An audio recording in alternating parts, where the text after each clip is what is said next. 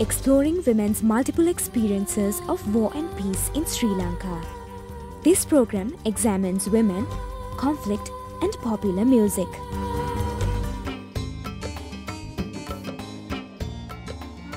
Matale's Larina Haq composes and writes her own music, as well as short stories and novels. While working in the translation department of Peradeniya University, Larina spends her off time tackling issues of social justice and war through her music and writing. Peradeniya பல்கலைக்கழகத்தில் மாணவியாக நான் கற்ற 4 வருடங்களில் மாணவியாக இருந்த காலகட்டங்களில் நான் ஏராளமான வடக்கு கிழக்கை சேர்ந்த நண்பர்களை தமிழ் முஸ்லிம் நண்பர்களை சந்திக்கக்கூடியதாக இருந்தது. அவர்களுக்கு ஊடாகவும் மற்றது இனி ஊடகங்களுக்கு ஊடாகவும் இந்த யுத்தத்தின் கொடூரத்தை பற்றியும் கொடுமையை பற்றியும் நான் அறிந்து கொள்ள கூடியதாக இருந்தது. மேலும் சொல்வதானால் உண்மையான கதைகள், அதாவது முக்கியமாக 1990 யாழ்ப்பாணத்திலிருந்து வடபுலத்து முஸ்லிம்கள் முழுமையாக வெளியேற்றப்பட்டார்கள். அந்த சோகம், அதனால் வெளியேற்றப்பட்ட குடும்பங்களை சேர்ந்த சில நண்பர்களை நான் என்னுடைய காலத்தில் சந்திக்க நேர்ந்தது. அவர்களுடைய கண்ணீர் கதைகளை கேட்டபோது எனக்கு இந்த யுத்தத்தின் மீதான ஒரு வெறுப்புணர்வு, பொதுவாகவே கலைஞர்களுக்கு என்று சமுதாய கடமை இருக்கிறது. யுத்தத்தினால் நான் நேரடியாக இல்லாவிட்டாலும் மறைமுகமாக பாதிக்கப்பட்டேன் என்று தான் சொல்ல வேண்டும். அதன் சோகங்கள், அதன் வலிகள், கண்ணீர் என்னை பாதித்தது, என்னையும் பாதித்தது. அந்த வகையில் நான் யுத்தத்தை எதிர்த்தும் சமாதானத்தை விளைந்தும் என்னுடைய பல ஆக்கங்களை எழுதியிருக்கின்றேன்.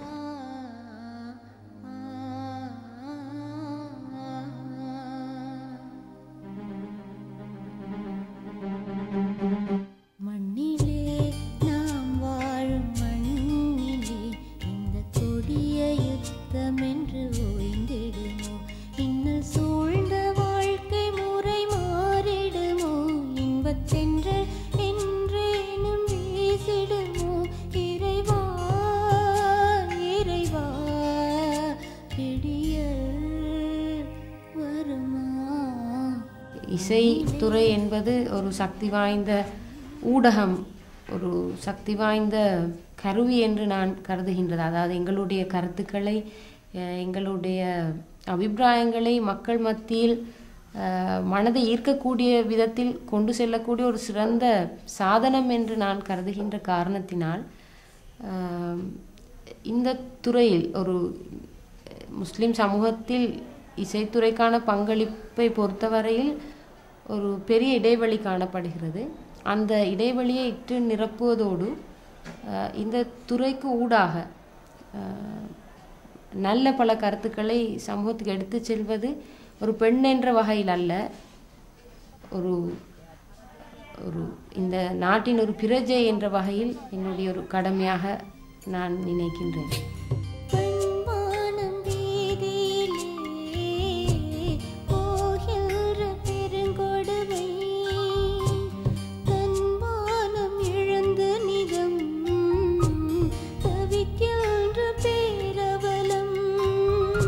முஸ்லிம் பெண் என்று குறிப்பிட்டு கேட்கின்ற காரணத்தினால்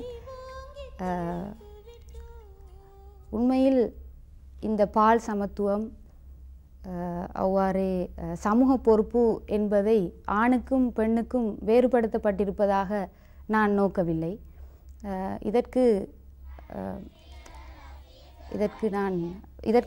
இத்தகைய என்னுடைய கருத்துக்கு உறுதியான பின்புலம் என்னவென்பதை நான் குறிப்பிட விரும்புகின்றேன்.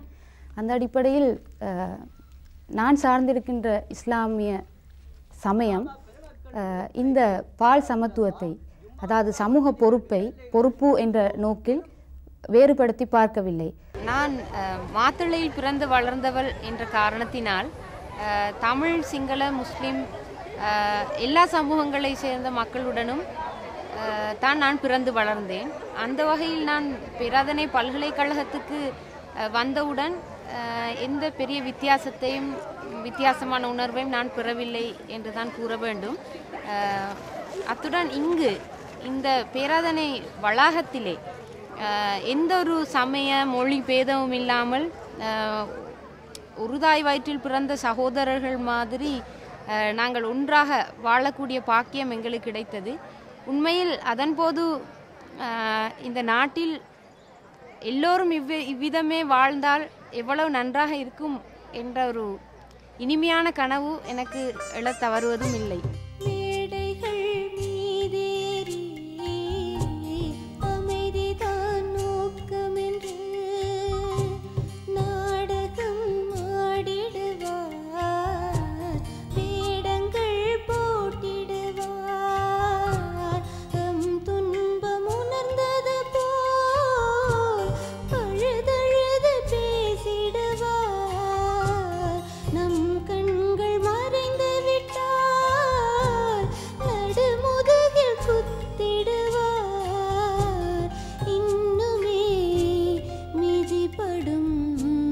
இழிவு நிலை